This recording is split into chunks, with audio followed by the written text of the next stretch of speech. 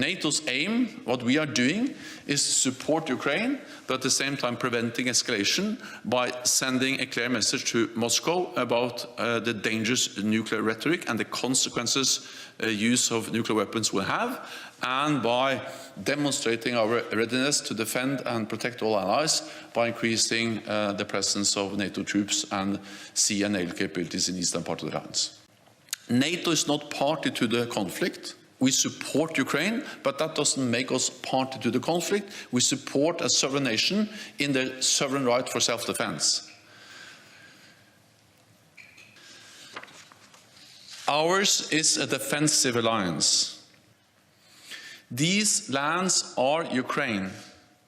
Donetsk is Ukraine. Luhansk is Ukraine. Kherson is Ukraine. Zaporizhzhia is Ukraine, just like Crimea is Ukraine.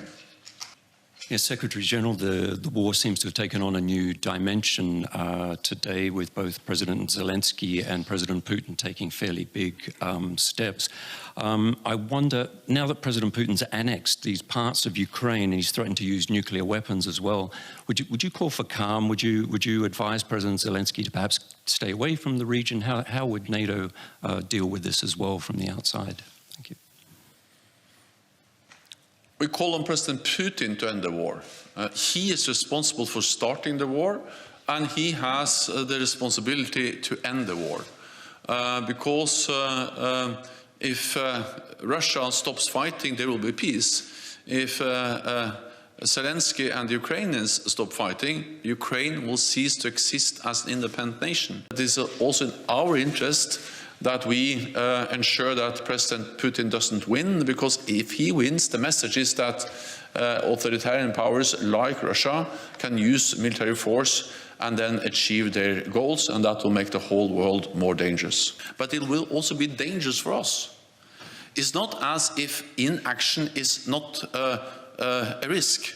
Inaction is a great risk, because that will create a world where Putin will see that with impunity he can use military force, invade a neighbor, and then establish a sphere of influence.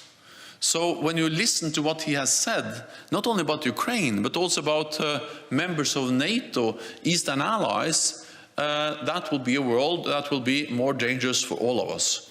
So yes, we are faced with a dangerous war in Ukraine, but it's not as if that war will not be dangerous anymore if we allow Putin to win.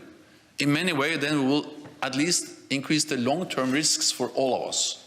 And that's the reason why we pay the cost of supporting Ukraine, and knowing that the price we have to pay if we don't support them, most likely will be much higher.